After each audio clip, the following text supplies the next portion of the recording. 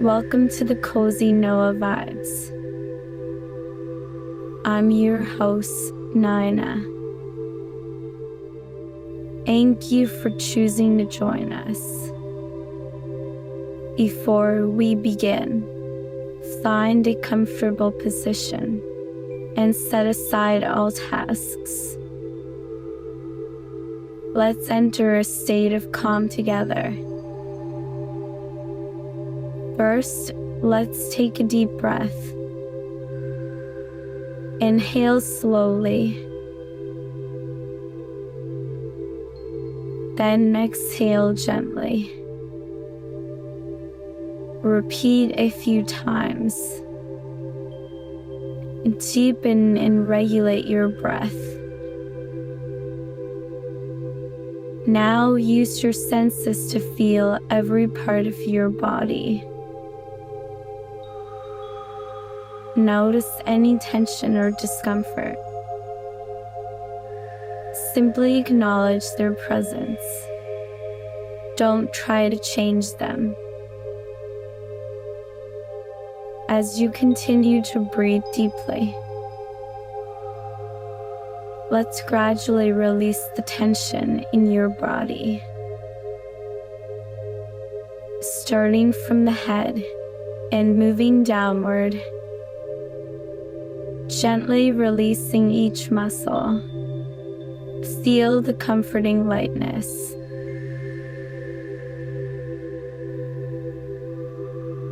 We also read a small plastic snake and a big toy frog for the chance. Gently embracing you. Shift your focus to your thoughts. Don't try to eliminate them. Just let them drift by quietly, like clouds drifting in the sky. You are merely an observer, unaffected by these thoughts. Let's take another deep breath,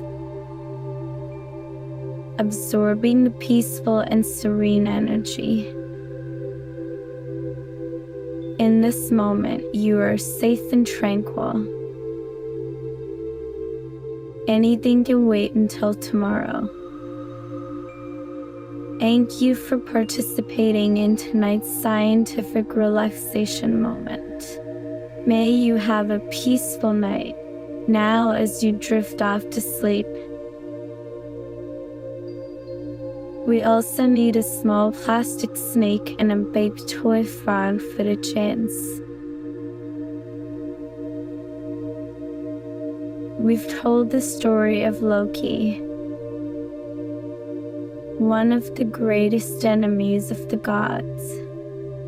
But in Ragnarok, something beyond Ragnarok, the one who fought and killed Loki was an even greater legend. He was Heimdall. She was Heimdall. The all-seeing, all-hearing first man of Asgard. In Norse mythology, Heimdall's background was anything but ordinary. You could say he had a lot of pull. Like Thor, he was one of Odin's sons. Of course, as a member of the second generation of gods, he had a special responsibility to the people. And since he was also very capable,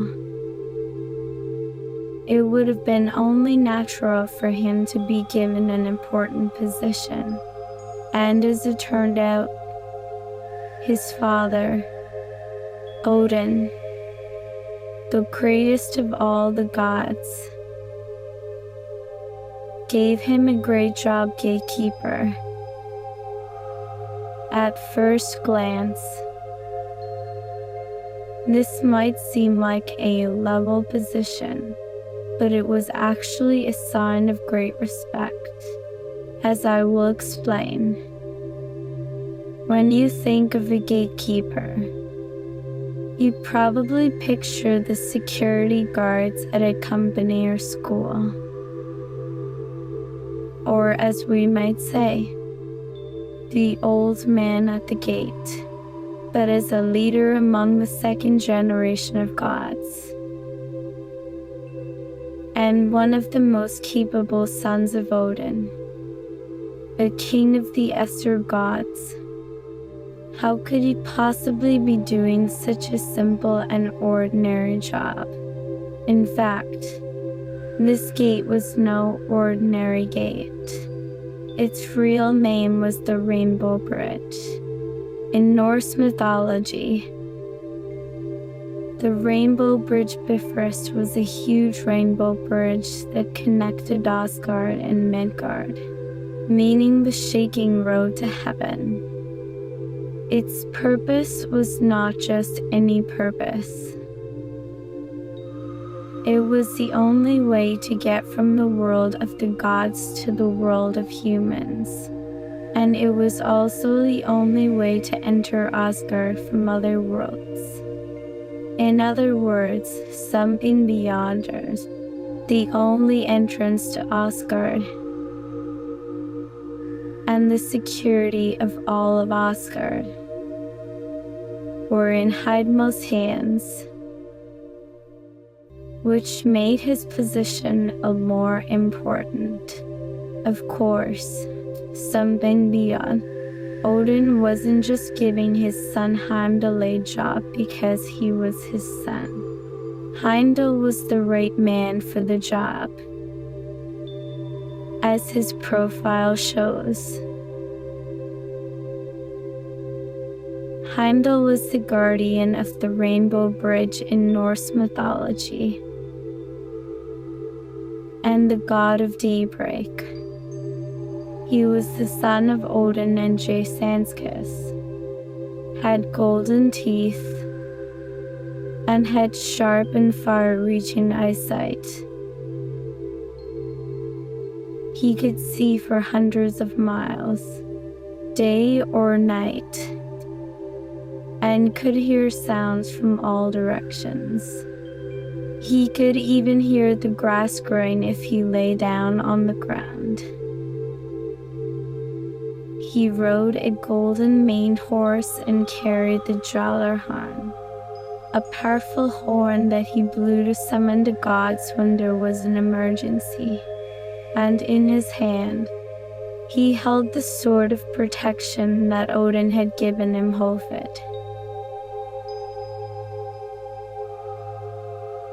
Some of you may be thinking, isn't that just a combination of super hearing and supervision? Well, not quite. His personal abilities were so great that he could be considered the #1 god in Asgard. But then some of you may have another question: isn't Heimdall the god of daybreak? Why is he the #1 god in the world when Tyr, the god of war, and Thor, the god of thunder, are still around? This is where it's important to understand one thing. Why is the god of war called the god of war? Let's start by looking at the question in general terms. Why is the god of X called the god of X? In fact, the prefix in their names is just a general description of their jobs. For example, the HR manager and financier in the company that are responsible for managing HR and fund management, as respectively. They don't have 10,000 friends and HR have the most money in the company. The god of war was just in charge of war. He controlled the beginning and end of wars in the human world. Thor was in charge of thunder and lightning. So now it should be clear why a god has a certain prefix in his name.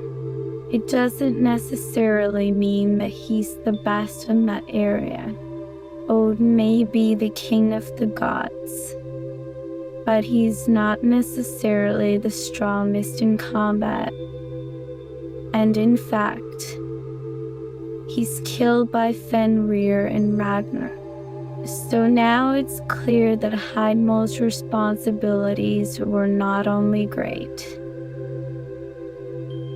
but also extended to protecting all of Asgard. That's why Odin put him in that position. Of course, Heimdall himself knew what his father meant, and he understood his responsibilities. He guarded the Rainbow Bridge day and night on the Asgard side, but his legend wasn't just about being a gatekeeper. Many people probably don't realize that this god, who is not very well known, was actually the ancestor of humanity. In Norse mythology, Heimdall created the 3 classes of humans. He once disguised himself as Rig and stayed with 3 families.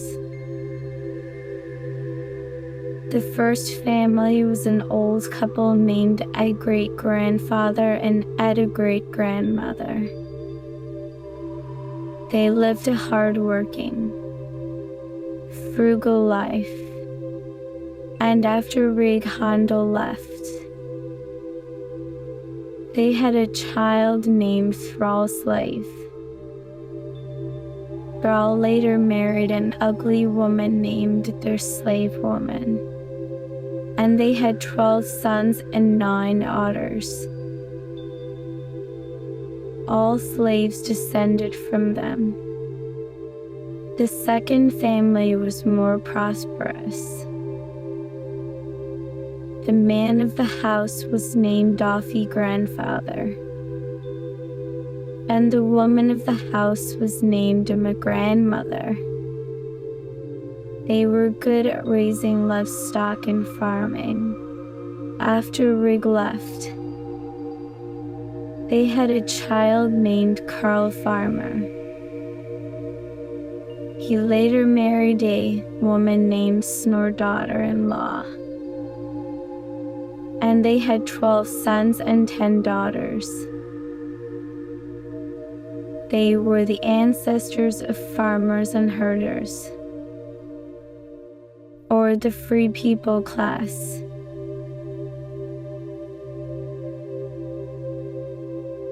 The third family was very wealthy. The man of the house was named Fader Father,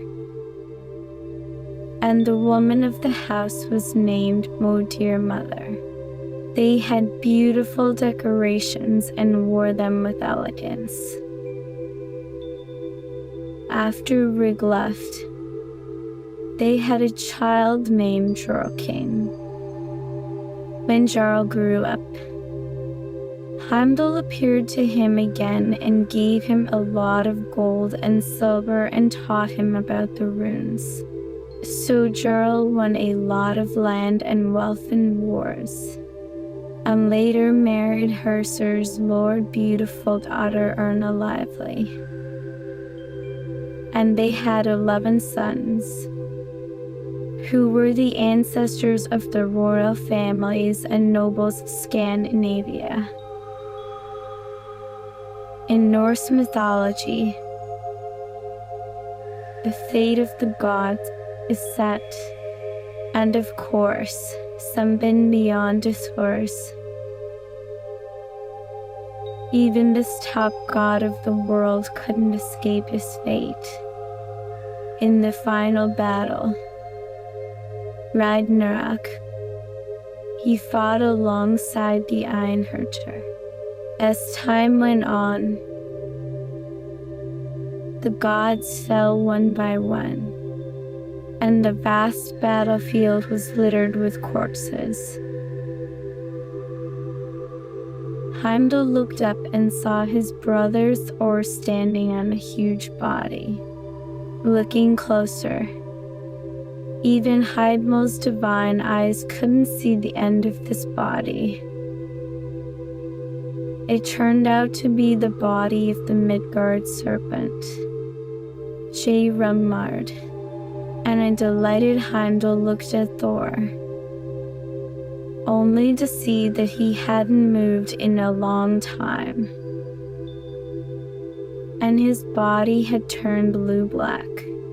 As a gust of wind blew by, Thor collapsed, revealing that he had been dead for some time, and his father, Slumber, the king of the gods, Odin, had already been bitten in half by the monstrous wolf in rear. Although there were few gods left, Heimdall didn't have time to mourn, because standing before him was the root of all this evil, the wicked god Loki. Anger asks for something beyond her. Sadness and more filled Heimdall's heart, and Loki felt the same way. The two of them hated each other to the bone. Staring at this hideous Loki, Heimdall had been fighting for a long time. That Loki, who was not very good at fighting, was definitely no match for him. So Heimdall stepped forward and used his sword of protection, Hofid, given to him by his father, to behead Loki. But the strange head fell to the ground, its eyes staring at Heimdall. And then it suddenly jumped up and pierced Heimdall's chest. Heimdall fell. The battle was over, and there were no living things left on the battlefield. Heimdall, lying on the ground, and dying, shed tears and looked at the sword of protection, Hofid, which he had carried with him for so long. Father, I failed. I didn't protect Asgard. As the black dragon Nidhogord, everything settled down, and the legend ended.